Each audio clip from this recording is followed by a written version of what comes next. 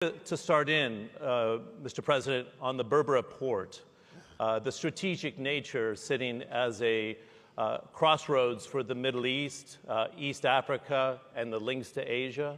We know the disruption to the Gulf of Aden over the last 2 years. What has it meant, that $400 million investment by DP World, to economic growth, what it represents to GDP, your income for foreign investment and receipts as a result of the port? Because a lot of people don't understand what actually has been developed on the ground. Thanks. Thank you very much. Before I answer the question, I want to tell the audience I'm from Somaliland. One of the governments in the future. Berbera port is the most famous port in the Red Sea. It's a very old port. And DP World has invested $400 million in Berbera port. It was transformative. That investment was transformative. It has modernized the port. It has increased the capacity of the port.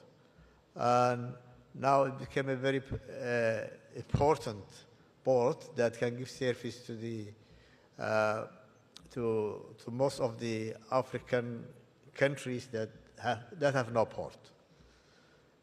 Our main customer and neighbor and our friendly country is Ethiopia, which is more than 140 million population. The Berbera will give a service to Ethiopia, and now I expect we have to finalize our transit and trade agreements with Ethiopia soon, inshallah. Good. Is that something you think you can get done within your first year in office, which would conclude in December 2025? Because everybody's been looking to see if we can get that agreement unlocked and what it would do for development and trade for Ethiopia as well. My plan is to finalize before the end of the year. That's quite significant. Yeah. Mr. Chairman, I remember discussing this port with you going back 10 years ago and planting a flag, if you will, in Eastern Africa. It's not your first foray there. How does Berbera rate in all the operations you have in nearly 80 countries around the world in terms of modernization, the intelligent infrastructure, the strategic nature of how it can serve as a crossroads?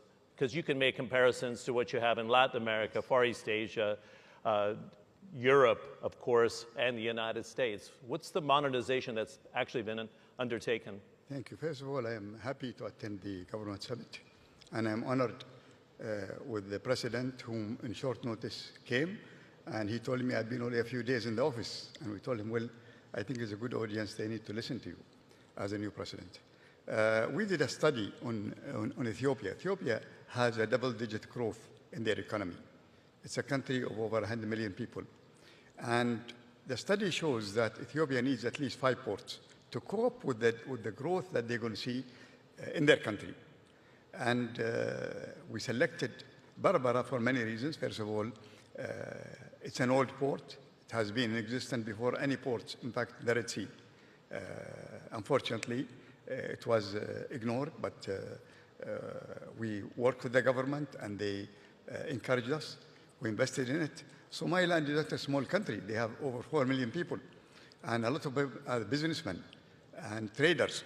And we are looking forward for the economic corridor between Ethiopia and, of course, Somaliland, where the President just mentioned. I hope it could be done as soon as possible.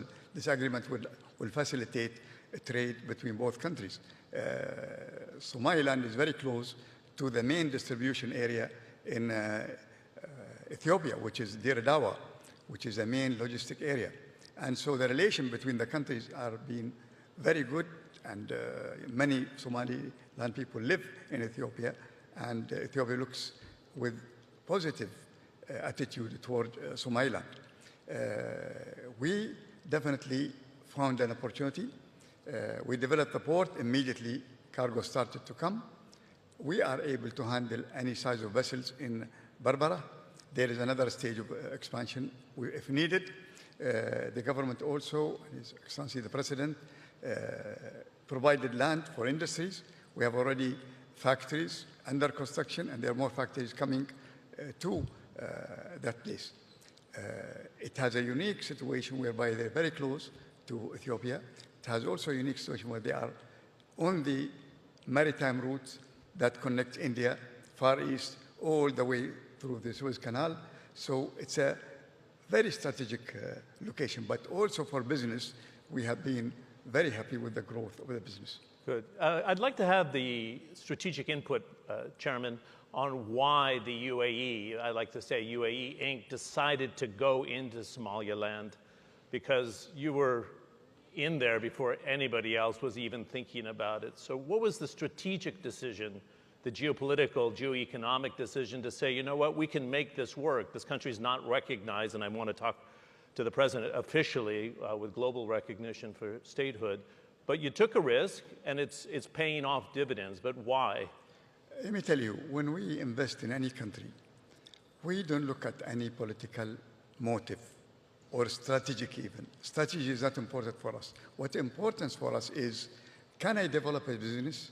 Can I make companies benefit as shipping line to use this location? Can this location become profitable operation? This is very important, crucial. And we look at the growth of the GDP.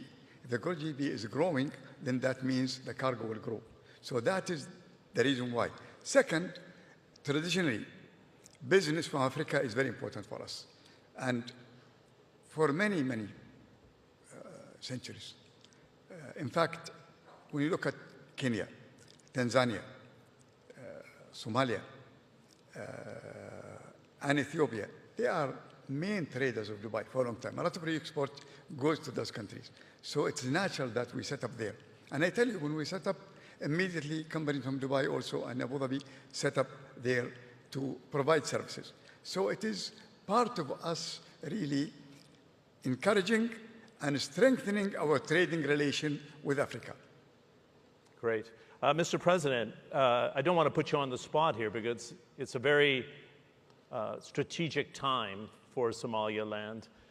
Some would not want to be on the radar of President Trump, especially allies with tariffs, and I want to address that with the chairman in the next question. But this new administration is talking about recognition for Somaliland, and I'm curious what strings are attached. What do you need to provide to the U.S. administration? But I think the Trump administration sees exactly what DP World and the UAE sees here in terms of its positioning, the military capabilities, the access into the seas without disruption of the Gulf of Aden. What's on the table here, if you can share where we are today with global recognition for statehood? Well, regarding the current situation of the whole world, Somaliland is located in a very strategic location. It has 850 kilometers of seashore in the Gulf of Aden. Somaliland, Berbera, both the port and the airport has been used previously during the Cold War. One is by Russians and one is by Americans. So you can understand the strategic location of Berbera. And Somaliland, as a country, has become independent on 26 June 1960. But unfortunately, it has chosen to give up its sovereignty to find Greater Somalia and join it with Somalia, who got its independence 5 days later, on 1st July 1960. And again, Somaliland has regained or reclaimed its independence on 18 May 1991. But until 1991, it has not been recognized officially by most of the countries, but all the countries in the world have been dealing with Somaliland as a separate entity. Somaliland is a country, is a democratic nation, which holds elections and gives transfer of power in a democratic way. Yeah, peaceful transition, actually. Yes. I was asking something. We have limited time. What's going to be the result of this recognition by President Trump? Does it jumpstart global official recognition as a country in your view, sir? Regarding our democratic administrative system, we are expecting everywhere from the international community. We have all good relations with the United States, with Great Britain and other countries, but now we hope that the United States may be the first country to recognize Somaliland.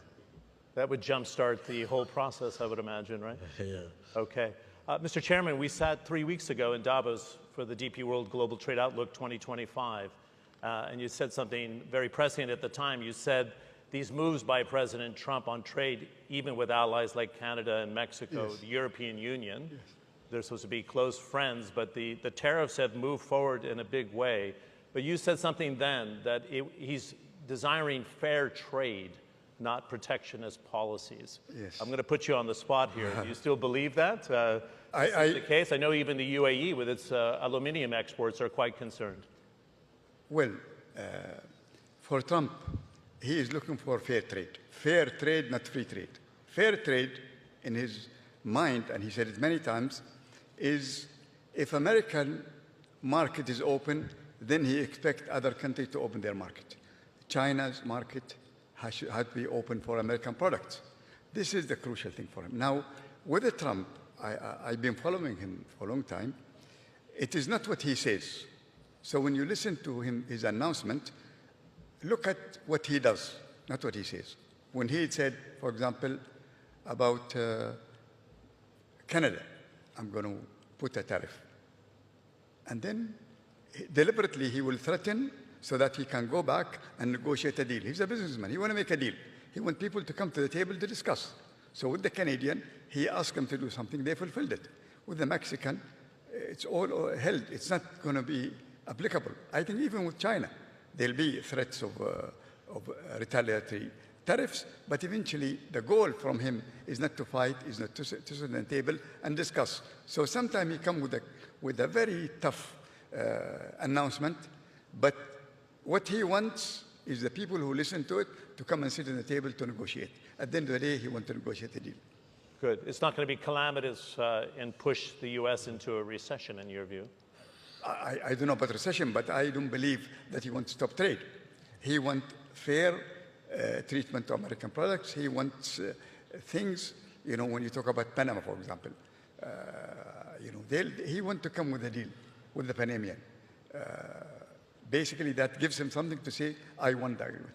Good. Mr. President, any final thoughts as we conclude? Because there's also a potential for the military commanders to come into Somaliland as well, Hopefully, that relationship will continue and develop. And I thank the whole forum, and I thank the organizer of the event for inviting me here. Thank you very much. Good. Nice to meet you in person. President Abdilahi, Chairman Sultan bin Sulaim. Can we have a nice round of applause for both of them? Thank you very much. Thank you.